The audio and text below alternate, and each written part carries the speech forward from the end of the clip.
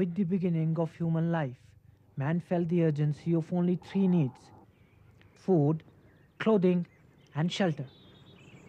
Initially, man used the hollows of trees and grottos as his shelter, but with the passage of time, man's consciousness developed, and he passed through different evolutionary stages.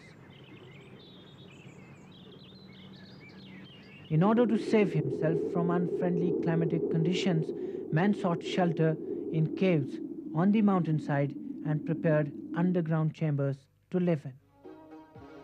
This was the time when the history of architecture began, and this process is true largely of every part of the world. So far as the art of housing and the material used in constructions are concerned, it remained changing from time to time.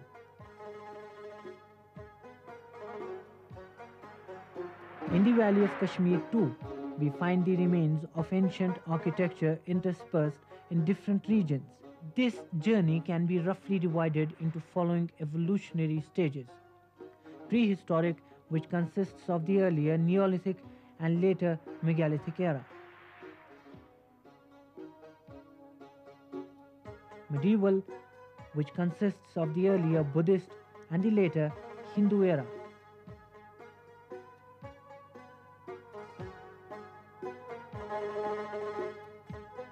and the Muslim architecture.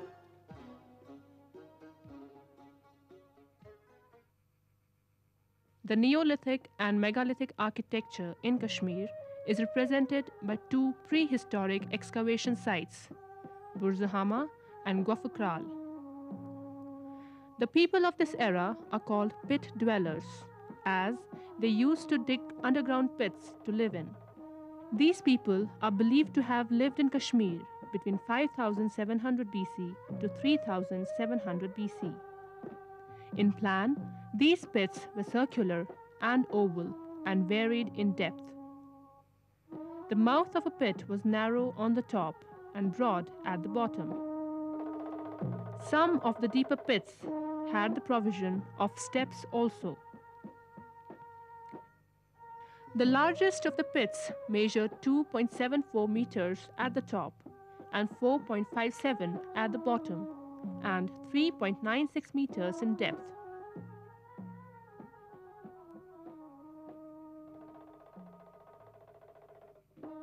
At Burzahama, the megalithic period is marked by the erection of huge stone slabs or menhirs, which have been found in a circular formation. Most of the floors found in the megalithic period were damaged due to pit activities, and it appears that the new wave of people who arrived at Burzahama almost discarded the dwelling pits and started living on made-up floors, huts and shanties.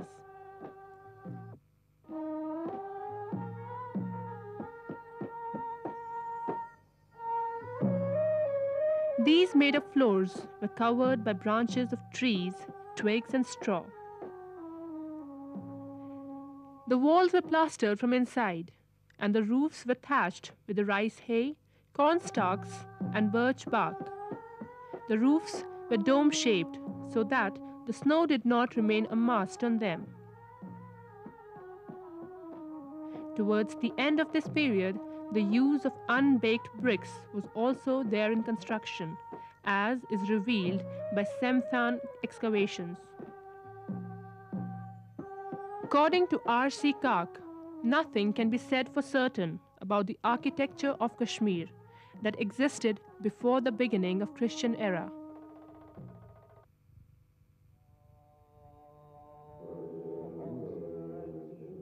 Buddhism was introduced in Kashmir soon after Buddha's demise. The authentic historical records of Kashmir, not to speak of traditional and bardic lore, clearly indicate that the first stupa was built by Jaloka, the son of Emperor Ashoka, in the 3rd century BC.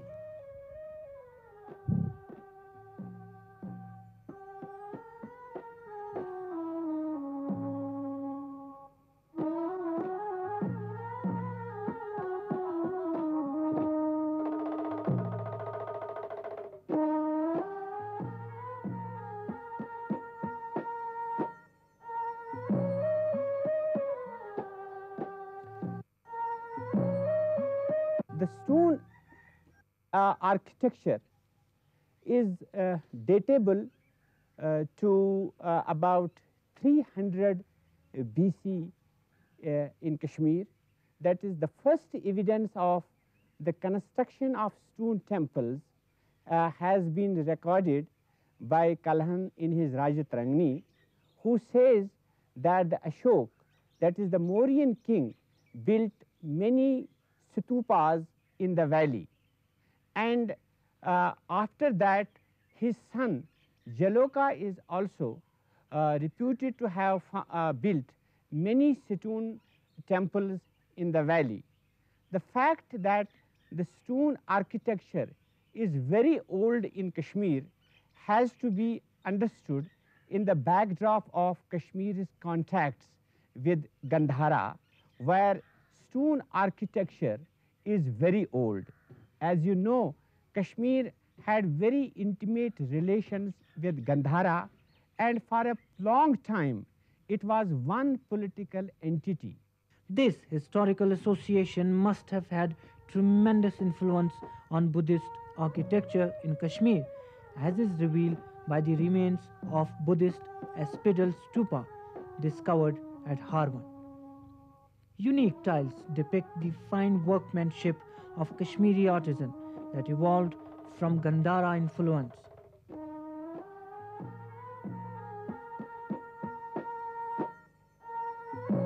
At Harwan, besides huge round boulders, only pebbly rubble was available, which was pressed into service. Ashlar masonry was used in the construction of the walls of these viharas and stupas.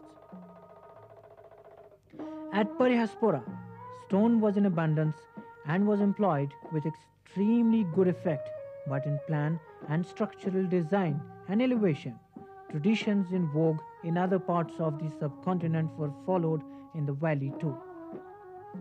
Grey limestone, properly dressed and beautifully and intricately carved, was used in the construction of the stupa and the vihara at Parihaspura. Of all the artistic remains of Kashmir, nothing is perhaps more distinctive than the stone temple. The stone temple of Kashmir is a unique blend of the extraneous elements and the native creativity. That is, it is the result of the influences that radiated into Kashmir from different parts of the world, plus the creativity, the ingenuity that is the hallmark of the Kashmiri artist. As a result, a unique kind of architecture developed in Kashmir, which is not having a parallel in any other part of the Indian subcontinent, though the influences, extraneous influences, are prominently found in them.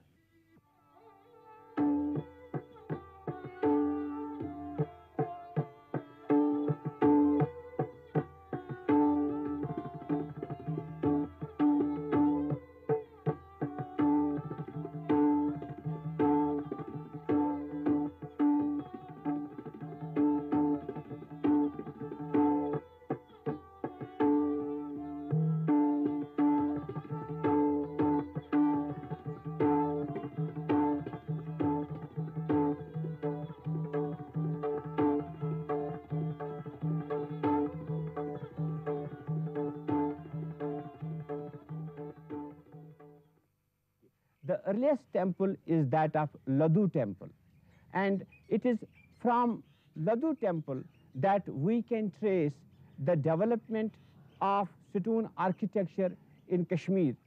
The climax of stone architecture was reached during the period of Karkotas, particularly during the period of Lalit Aditya, who ruled for the most part of the first half of the 8th century AD. The most important features of the Kashmiri Hindu temple, I mean the stone temple, is that it was simple, it was harmonious, It was built of big stone slabs. It was built on an elevated site or on the bank. It usually used to have only one room. The temple complex used to be based on three important structures. Number one, main shrine. Number two, pillared enclosure. And number three, imposing, elegant and imposing gateway. In this architecture, we find the features, Indian features, we find Central Asian features, we find Chinese features, we find the features of Greek architecture. And if we have to see the blend of different civilizations, different cultures during the period during 8th or 9th century, the best example is the temples. For instance, if you look at the temples of Kashmir, you will find that there these pillars, the pillars are Doric type. Their patterns are those of Greek art. About the decoration, I can say that this tradition came to them from Gandhara, from Rome, and as well as from Bengal, and as well as northern India. But as regards decoration, we can say that the temples in other parts of the country, I mean in Orissa, Bihar, Bengal, or United Province, UP and other places, they have better decoration than the Kashmiri decoration. We don't have, we never, I don't think that we were particular about the size of the temple, about the columns, about the pillars, about the slabs and about the walls. We were very particular about that, and that was the reason we built very massive structures. The massive structures at Parihaspora, covering 5 kilometers. The massive structures at Martin, the massive structures at Antipura, and the group of so many temples at Vangat, other places. We were mainly concerned, I think, the Kashmiri designers and the Kashmiri artists and the Kashmiri workmen and artisans, they were more particular about the grandeur of the buildings rather than about beautification. Maybe it was a cold season and workers could not work for the whole year. Otherwise, as regards decoration, you have better decoration in Orissa and Bihar and Bengal rather than in Kashmir. Allahu Akbar, Allahu Akbar. The era which was to follow brought along the grandeur, intricacy, and beauty of a different sort to the architecture of Valley. It lent a new dimension and depth and made architecture a timeless art.